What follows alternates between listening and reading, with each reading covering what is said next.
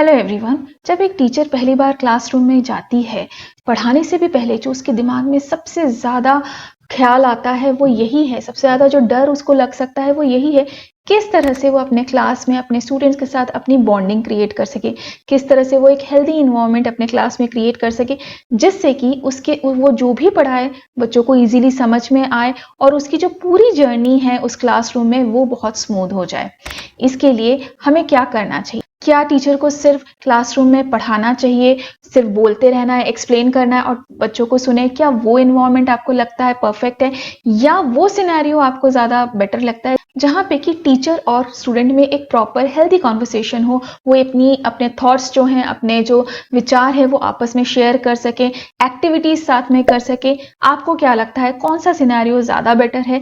जो भी आपको लगता है प्लीज़ कमेंट सेक्शन में लिख के मुझे ज़रूर बताइए, अपने सजेशंस दीजिए। बट यस, इसी के बारे में हम इस वीडियो में भी बात करने वाले हैं, जहाँ पे हमारे पास एक बहुत ही एक्सपीरियंस टीचर है, जिसे 21 ईयर्स का एक्सपीरियंस है, जो ये मानती है कि टीचिंग एक ऐसा प्लेटफॉर्म है जहाँ पे उनको मौका मिलता है अपने स्किल, अपने नॉलेज को बाकी एक दूसरे जनरेशन के साथ शेयर करने का और सोसाइटी के काम आने का। इसी के साथ हम चालू करते हैं और उनके लिए हमारे पास बहुत सारे क्वेश्चंस हैं। हम उनके बारे में भी जानेंगे, हम ये भी जानेंगे कि किस तरह से हम क्लासरूम में एक हेल्दी एनवायरनमेंट क्रिएट कर सकते हैं और अपने क्लासरूम को एक परफेक्ट क्लासरूम बना सकते हैं। तो चलिए शुरू करते हैं। बट उससे पहले अगर अभी तक आपने सब्सक्राइब नहीं किया है मेरे चैनल को, अभी कीजिए, बिकॉज इस चैनल में आपको टीचर्स, स्पेशली टीचर्स के बारे में काफ़ी इंफॉर्मेटिव वीडियोस मिलेगी, जो कि सिर्फ टीचर्स के लिए हेल्पफुल नहीं है, ये पेरेंट्स के लिए भी और स्टूडेंट्स के लिए भी काफ़ी हेल्पफुल है। Please share my all videos with other fellow teachers and other members, जहाँ पे कि parents and students भी involve हैं। And yes, let's start this video right now. So let's welcome Madhumita Das ma'am. Hello ma'am, how are you? I'm good, thank you. How are you, Nupur? I'm good as well ma'am. I was waiting for this कि कब मैं आपसे मिलूंगी और कब इतनी सारी बातें जो मेरे मन में है वो आपके साथ शेयर करूंगी। एक टीचर जो एक्सपीरियंस है, जो कि आपके जैसे इतना एक्सपीरियंस रखती है या फिर कुछ सालों का उन्हें एक्सपीरियंस है, और एक टीचर जो एक फ्रेशर है, आपको क्या लगता है कि सिर्फ एक एक्सपीरियंस टीचर ही अच्छे से एक क्लास को डील कर सकती है, या एक जो फ्रेशर टीचर है उसमें भी वो स्किल हो सकते हैं जो क्लास को डील कर सकते हैं? आप क्या सोचते हैं ma'am? See, according to me, हम एक बॉर्डर लाइन तो नहीं ड्रॉ कर सकते हैं, ठीक है, बट एक्सपीरियंस डज मैटर, क्योंकि एक्सपीरियंस से हम बहुत कुछ सीख सकते हैं। मतलब उनके मन में क्या है, क्योंकि एक बच्चा अगर टीचर को प्यार करेगा, if he likes the teacher, my Hindi is not so good, it's okay ma'am, कोई बात नहीं, आप जिसमें कंफर्टेबल है उसमें कंटिन्यू करिए। So if a child loves the teacher, right, he will love the subject too. Correct correct, that's true, that's हमने very देखा ट्रू। हुआ है, क्योंकि मैंने एक एग्जांपल मैं बोलूं, मैं मेरा बेटा ही कि उसको मैथ्स बिल्कुल पसंद नहीं था अप टू क्लास 5। ओके, लेकिन क्लास 6 में एक ऐसे टीचर आए जो उनको वो सब्जेक्ट में he created a love for maths. और फिर उसके बाद क्या है कि ये बच्चों को पहले हम जैसे क्लास में आते हैं ना, we should try to know their names. ऐसा नहीं कि तुम इधर आओ, वो तुम उधर आओ, no, we should know their names. और सबमिट की क्या क्या अच्छी है उनमें, क्या अच्छा whatever good characters they have, वो हमको जानने की कोशिश करना चाहिए। जैसे हर एक बच्चा एकेडमिकली बहुत स्ट्रांग तो नहीं होता है ना, बिल्कुल बिल्कुल, ही में भी गुड इन पेंटिंग, कोई डांस में अच्छा होता है, कोई कुछ में अच्छा होता है, तो उसी को ही हम हाईलाइट करके उस बच्चे को हम अपने कॉन्फिडेंस में ला सकते हैं। क्या होता है, वो बच्चा के मन में कॉन्फिडेंस आता है कि चलो ये मैम तो मेरा मार्क्स नहीं देख रही है, करेक्ट, तो मेरा मार्क्स नहीं देख रही है, वो देख रही है कि what talent I have inside. So a good teacher should take out the talents from a child. Some children are very introvert, जो खुल के बोलते नहीं है। क्या आपके साथ कोई ऐसा इंसिडेंस हुआ है जिसमें मतलब कोई ऐसे बच्चे आए हैं साथ में? एक बच्चा, मैंने वो जब क्लास 3 में पढ़ाती थी, 3 या 4 उतना याद नहीं है, तो वो लड़का क्या है ना, बहुत सारी उसकी कंप्लेंट्स आती थी। He was in my class and I was the class teacher. तो बहुत कंप्लेंट्स आती थी कि बहुत एरोगेंट है, सबको मारता पीटता रहता है, ऐसा वैसा। तो मैंने 2-3 दिन पहले मेरे साथ भी ऐसे थोड़ा सा, he was little arrogant with me too, मतलब थोड़ा रूडली बोलता था। तो मेरे को लगा कुछ तो है इस बच्चे में, या तो उसकी पारिवारिक परिस्थिति कुछ है ऐसा, आई शुड नो कि क्या बात है। तो ऐसे तो बच्चे तो आजकल के बच्चे तो ऐसे बोलते नहीं है, तो मैंने सोचा कि चलो दूसरी तरफ से मैं उसको उसका कॉन्फिडेंस में लूं, बोल के हम कुछ ईवीएस में कुछ पोस्ट ऑफिस के बारे में हम लोग पढ़ा रहे थे, तो मैंने सारे बच्चों को बोला कि you all write a letter to your parents. Okay, सबने वैसा लेटर लिखा, लेकिन जब इस बच्चे की चिट्ठी मैंने खोली तो आई वाज टेकन, एकदम सरप्राइज हो गई मैं। व्हाट ही हैड रिटन कि सारे टीचर्स मेरे को बोलते हैं मैं बहुत लड़ाकू हूँ, सबसे लड़ते रहता हूँ, सबसे मारा पीटी करता हूँ, मेरे को बहुत ज्यादा गुस्सा है, लेकिन उनको ये नहीं मालूम है कि घर में तुम लोग मम्मा पापा तो आप लोग पूरा दिन लड़ते रहते हो, इसीलिए मेरे को अच्छा नहीं लगता है। Poor child. तो आई डोंट लाइक दिस, वो गुस्सा मेरे को स्कूल में आ जाता है। मैं आप लोगों को कुछ बोलने जाता हूँ तो वो भी आप लोग मेरे ऊपर मतलब रूडली बोलते हो, जवाब देते हो। दिस इज सो सैड कि एक बच्चे के मन में कितनी कुछ बातें, कितना कुछ हो सकता है जो हमें एज ए टीचर कभी कभी हमारे सामने आती है और हमको ऐसा लगता है कि हम क्या करें इस चीज के बारे में, कैसे इस चीज को हैंडल करें, राइट? ऐसा होता होगा शायद। तो मैंने क्या किया, पीटीएम में मैंने उसके पेरेंट्स को बोला कि आप ऐसा कंप्लेन कर लो, but you know what is the reason, बोल के मैंने वो लेटर पढ़ाया, तो मम्मी की आंखों में आंसू आ गए। अरे रियली मैम, हम ही ने गलती की है। फिर थोड़ी 2-3 दिन बाद एग्जाम हो गया, they were supposed to go to the next class. रात को 10:30 बजे उसकी मम्मी ने मेरे को फोन किया कि मैम अगले क्या हो गया उसको, actually I don't want to take the original name of the child, पर बोला कि मैम, वो बोलता है मम्मा अगर मैं इस क्लास फेल हो जाऊं तो मधुमिता मैम की क्लास में रहूंगा ना। see the innocence in the child, that कितना इनके मन कितने साफ होते हैं, बस हमें पता नहीं चलता। उनके सिर्फ हमें काइंड ऑफ कभी कभी उनके बदमाशियों की वजह से या उनके कुछ एक्टिविटीज इस तरह से करते हैं उनका अपना फ्रस्ट्रेशन निकालने के लिए, ताकि उनका दूसरा साइड हमें दिखता है, बट ये जो इनोसेंस है वो कम नजर आती है एट टाइम्स। इसीलिए हमको सबसे पहले ना उनको कॉन्फिडेंस में लेना चाहिए, उनको बहुत ढेर सारा प्यार देना, ऐसा नहीं कि उनको बिगाड़ दो। At that same time we need to be firm also. Yes, that's true. Firm, लेकिन ऐसा करके कि वो बच्चे पे कुछ नेगेटिव इफेक्ट ना पड़े। Correct. Firm means I want this work, you will not do this, मतलब उससे ज्यादा नहीं बोलना। Right. And the moment they started liking the teacher, वो जो भी बोलती है वो शायद मानने लगते हैं। उनके लिए मैंने ये चीज देखी, उनके लिए फिर उनके पेरेंट्स ने जो बोला उससे ज्यादा इंपॉर्टेंट ये हो जाता है कि टीचर ने क्या बोला। Am I right? ऐसा मैंने यूजुअली देखा है। The same one more incident is a very funny incident. मैंने ऐसे बैलेंस डाइट में पढ़ा रही थी, तो धीरे से एक बच्चा मेरे पास आता है, बोले मैम कैन आई से यू समथिंग। बोले क्या हो गया, बोल बेटा। आपने कभी बैलेंस डाइट लिया नहीं क्या? ओह They are like, see, इसमें भी देखिए वो इनोसेंस ही है, ये इनोसेंस ही है उनका, जो मतलब जो हिचक नहीं होती है। This teacher, हाँ, that is it. Because he knows I can approach. She will not scold me. Correct, वो comfort level है आपके साथ उसका। तो that is so nice. This conversation is going so nice, ma'am. मुझे इतना मजा आ रहा है आपके साथ बात करके और इतने सारे अच्छे किस्से सुनने को मिल रहे हैं। इसी के साथ साथ इसी के आगे मेरा एक क्वेश्चन है, जैसे कि कोई भी टीचर ये सारी चीजें ऐसा नहीं हो सकता कि एक बार में सीखे, मतलब ये आपको एक्सपीरियंस के साथ ही आपको पता चलेगा कि किस तरह से आपको किस इंसिडेंट्स में कैसे रिएक्ट करना है, कैसे उस बच्चे के बारे में जानना है। सो जो फ्रेशर टीचर है, मैं बार बार फ्रेशर टीचर्स को इसलिए लेके आ रही हूँ क्योंकि हमारे अभी जो यंग क्राउड है या यंग टीचर्स हैं, उनके पास इतना एक्सपीरियंस नहीं होता है, राइट? ज्यादा तरीके नहीं है कि वो जान पाए कि किस तरह से हम as class, as a teacher अपने क्लास के साथ अपना बॉन्डिंग क्रिएट करें। तो आप कुछ पॉइंटर्स देना चाहेंगे उनके लिए? ऐसा हुआ है मेरे साथ, मैंने आई वाज अ फ्रेशर। अच्छा, उसी से मैं भी सीखी हूँ। ओके, तो जब मैं फ्रेशर थी, क्या हुआ, एक बच्चे को सब जगह ए मिला, उसका हैंडराइटिंग बहुत अच्छा नहीं था, तो I had given him B, उसको बी दिया था। तो नेक्स्ट डे मेरे को आके बोलती है आपने तो अच्छा काम नहीं किया। मतलब मैंने क्या किया बेटा, just imagine she is coming to my table and ऐसा आपने तो अच्छा काम नहीं, एक अच्छा काम नहीं किया। मतलब क्या हुआ, you have given me B, थोड़ा ए दे देते तो क्या होता, मम्मी से थोड़ा डांट कम मिलता। सो सी एवरी टाइम हमको क्या करना है, बच्चे को या तो पीटीएम में या एनी टाइम हर वक्त पॉजिटिव रिमार्क्स पहले देना चाहिए, उसके बाद धीरे धीरे नेगेटिव रिमार्क्स देना चाहिए। कॉपी में भी अगर किसी बच्चे को आपको लगता है कि हाँ ये इस सब्जेक्ट में हो ही सकता है, all are not academically the same and all don't get the opportunity also. किसी के घर में ऐसा है कि मम्मी पापा इतने व्यस्त है कि शायद पढ़ा भी नहीं पाते होंगे, बच्चा खुद ही पढ़ता होगा, तो फिर वो जो भी लिखता है वी नीड टू सिर्फ गुड नीट वर्क से काम नहीं चलता है. You should write them anecdote where जैसा कुछ. they lack, yeah, where they lack and how can everything in a positive way.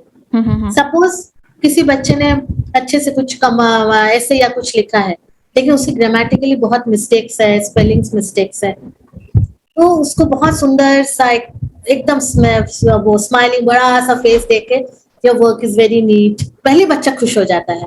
पहले अगर मैं दे दूं so many grammatical errors and so many this thing, तो बच्चा क्या मायूस हो जाता है बेचारा. तो पहले एक बड़ा सा स्माइलिंग फेस दे दो या स्टार दे दो, तो the child becomes very happy. उसके बाद दो, but you need to improve your grammar और स्पेलिंग्स. फिर मैं ये भी उसको बताना चाहिए, एक बच्चे को मालूम है कि मैं स्पेलिंग कैसे इम्प्रूव करूँ. Right, true. हाँ, right. So what I used to tell them, कोई भी स्पेलिंग अगर आपको हार्ड लगे, उसको एक पोस्ट इट में लिखो, लिख के जहां भी आप पढ़ने बैठे सब जगह चिपका दो. ओके. तो उससे क्या होता है, थ्रू आउट द डे वो स्पेलिंग देखा. एक स्पेलिंग 10 बार लिख के कोई फायदा नहीं है, क्योंकि वो बी बी बी बी लिखेगा, ए ऐसे से ऊपर, उससे स्पेलिंग नहीं बनता है वो. तो उससे क्या होता है, सामने if you see so visualise the spelling, उससे क्या होता है, वो बच्चा ही becomes better in vocabulary and spelling also. Yeah, that is such a nice trick, actually I will say tip also, कि जो as a teacher हमें पता नहीं होता.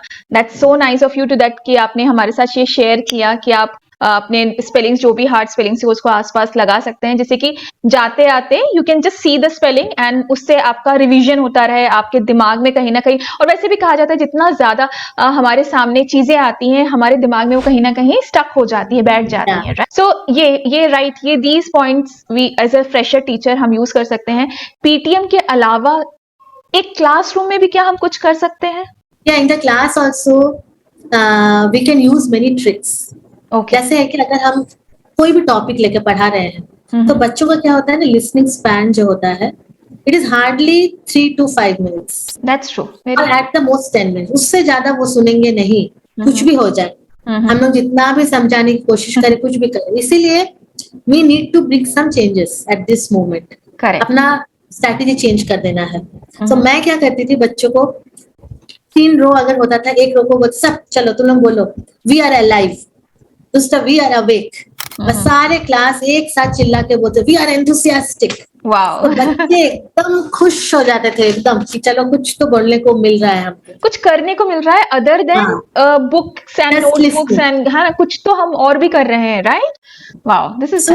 इसको हम अटेंशन ग्रैबर बोलते हैं. उसके बाद फिर बच्चों को जैसे बोलते now you all sit down, they are so obedient at that moment कि बैठ जाते थे, बिकॉज दे न्यू, क्योंकि उनको मालूम था कि थोड़ी देर बाद मैम फिर कुछ मस्ती कराएगी. यही है मस्ती पढ़ाई, इसी के बीच में बच्चों को बड़े होना है. तो इससे ही क्लास कितनी इंटरैक्टिव हो जाती है, बिकॉज उन्हें पता है कि ये कंफर्ट जोन है जहाँ पे हम अपने हिसाब से कुछ कर सकते हैं, और ये टीचिंग टाइम है या स्टडी टाइम है जहाँ पे अब हमें पढ़ाई करनी है. तो उनका जो एनर्जी है वो भी कहीं ना कहीं चैनलाइज हो गया, मतलब उनको वो टाइम मिला जहाँ पे वो अपनी एनर्जी को मतलब सामने ला सके, और उसके बाद काम जब हो गए तब वो टीचिंग में चले गए. राइट. वो जब आप और तब टीचर का पर्टिकुलर वो निकल के आ सकता है किस तरह से वो पढ़ाएगी. बहुत सारे एक्टिविटीज भी ऐड कर सकते हैं. सो एक्टिविटीज से भी बच्चों को games, through games and activities, तो बच्चे दे लव डूइंग दैट. उससे वो सीखते भी हैं बहुत फास्ट. करेक्ट. ट्रू. क्योंकि ये सारी चीजें तो मतलब हमारे लिए उतनी ही इंपॉर्टेंट है. एक बॉन्डिंग जिस मोमेंट पे क्रिएट हो जाती है, उसी मोमेंट पे हमारा, जैसे मैं हमेशा बोलती हूँ, हमारा ट्रू लर्निंग चालू होता है, स्टूडेंट्स का ट्रू लर्निंग चालू होता है. बट मैम आप खुद सोचिए, एक क्लास जहाँ पे अराउंड, जैसे कि आपने भी अभी बताया 25 to 40 किड्स, ये तो एक मिनिमम सिनेरियो है. काफी स्कूल्स ऐसे होते हैं जिसमें इससे भी ज्यादा बच्चे होते हैं. एक टीचर किस तरह से वो कनेक्शन बिल्ड कर सकती है, क्योंकि उस टाइम पे ये बहुत ज्यादा चैलेंजिंग हो जाएगा. टीचर को क्लास में बहुत अलर्ट होना पड़ेगा. फर्स्ट ऑफ ऑल उसको बिल्कुल क्लास में, she needs to roam in the class from one end to the other end. ऐसा नहीं कि बैक बेंचर्स है दे आर लेफ्ट आउट. इसलिए कभी कभी पीछे से भी एक्सप्लेन करना चाहिए, कभी कभी सामने से भी, कभी कभी साइड से भी. तो बच्चे को लगेगा या we are also important. Ma'am सिर्फ सामने खड़े होकर नहीं समझा रही है, मैम पीछे से भी समझा रही है, साइड से भी समझा रही है, दोनों साइड से समझा रही है. तो उससे क्या हुआ था, बच्चे they feel very the importance कि हाँ बच्चा टीचर हम लोग को कुछ इम्पोर्टेंस दे रही है। सिर्फ ऐसा नहीं है कि फ्रंट बेंचर्स ही काम मतलब हाँ, सुन रहे हैं, हाँ, लास्ट ऐसा नहीं बेंचर्स कि तक उनकी बात पहुंचे। करेक्ट। क्योंकि हमारे टाइम में क्या था, अरे ये बैक बेंचर है, इनको तो कुछ आता नहीं है, हम फ्रंट में, हम लोग थोड़ा सा ज्यादा we used to take the upper hand, ऐसा नहीं है। Correct. So in that way we need to keep on roaming and keep an eye on the other side of the other corner of the class also. Alert तो बहुत जाना होना पड़ता है, teachers को एनर्जेटिक बहुत होना पड़ता है। Correct correct. And at the same time बहुत we should not yell at the children, scream at the children, कि बच्चे 2 दिन बाद क्या बुलाए टीचर तो खाली she keeps on yelling and screaming, बस उसके बाद वो अदर वेज ऑल्सो, जैसे कि बच्चों को काम किया, जैसे अभी आपने बताया कि जो आपने अटेंशन ग्रैबर्स का नाम लिया, उनके थ्रू आपको चिल्लाने की भी जरूरत नहीं है, no need to yell, no need to scream, and बच्चे शांत भी हो गए and they are listening to you as well, right? I used to make a start chart also for each and everything, minute thing. कोई class साफ करना रखता है, कोई अपना डेस्क साफ रखता है, कोई अपने बुक्स को अच्छे से रखता है, उसके लिए I used to just observe. और क्लास में कौन बहुत ज्यादा अटेंशन करता था, मैं जैसे क्लास खत्म होता था मैं जाके एक रेड स्टार डाल देती थी। तो देखती मैम यू ऑब्जर्व्ड अस, या ऑफ कोर्स। तो फिर मैं बोलती थी 5 रेड स्टार से 1 गोल्डन स्टार मिलेगा, and they used to very enthusiastic, कब 5 रेड स्टार खत्म हो गया मैम हमको एक गोल्डन स्टार देने वाली है। तो ये चार्ट जो होता है ना, star chart, it's very very important and very बहुत हेल्पफुल होता है। हाँ, करेक्ट, बहुत ज्यादा हेल्पफुल है। Wow, such a nice information, इतना अच्छा गाइडेंस आपके थ्रू हमको मिल रहा है मैम। एंड बस एक जाते जाते एक लास्ट मेरा थॉट है, जैसे बहुत बार ऐसे सुनने को मिलता है कि ये अच्छी टीचर नहीं है या ये अच्छी टीचर है, क्या ये गुड और बैड टीचर, ऐसा ये कॉन्सेप्ट होता है एक्चुअली? ऐसा कुछ होता है which we can say about teacher कि ये टीचर अच्छी नहीं है and this teacher is good, this teacher is bad?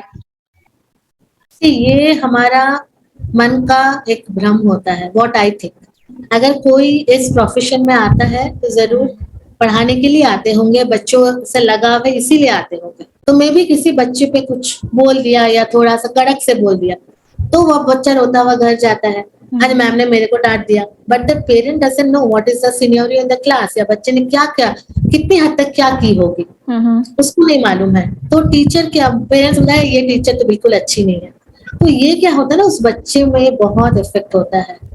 So it is my request to all the parents, बच्चों के सामने कभी भी आप लोग टीचर्स के बारे में डिस्कस मत कीजिए, क्योंकि बहुत वो एक ऐसा इंसान है जो आपके बच्चे को नॉलेज दे रहा है, आपके बच्चे को आगे बढ़ने में हेल्प कर रहा है। अगर बच्चा उस इंसान की, उस टीचर की ही रेस्पेक्ट नहीं करेगा, उसमें ही कमियां निकालेगा, तो आगे जाके वो हर किसी में वही काम करेगा, हर किसी को क्रिप करेगा, कंप्लेंट करेगा और नेगेटिविटी ढूंढेगा, राइट? तो हमें उसको यही सिखाना चाहिए कि जो भी हो, जितना भी हो, we should be thankful to that person. Thankfulness होना चाहिए हमें। Thank you so much for giving such a insight of this of your teaching experience ma'am, हमको इतना कुछ जानने को मिला। Thanks for giving us time. आपको कैसा लगा यहाँ पे आके? बहुत अच्छा लगा, and thank you to you too, because I am a camera fearing person. बिल्कुल लगा नहीं, हमें बिल्कुल नहीं लगा ये चीज हमें बिल्कुल ऐसा नहीं लगा। I love talking about my experience। है तो बहुत सारे, टाइम होगा तो किसी और दिन ही सुनाऊंगी। बिल्कुल, हम कोशिश करेंगे आपको वापस बुलाने की, और अगर आप सब भी मधुमिता मैम को चाहते हैं कि वो वापस आए, अपने एक्सपीरियंस और अपना ह्यूमर हमारे साथ शेयर करे, प्लीज कमेंट सेक्शन में लिख के हमें बताइए। और yes, with that note I am going to end this amazing session with Madhumita ma'am, and yes, goodbye to you, have fun, take care of yourself, but before that अगर अभी तक आपने सब्सक्राइब नहीं किया, do it right away, अभी करिए, share करिए, क्योंकि आप सबको as a teacher, as a parent, as a student also ये सारी बातें जानने की बहुत ज्यादा जरूरत है। So do it right away. Thank you so much. Thank you Madhumita ma'am, and bye, take care of yourself. Take care all of you.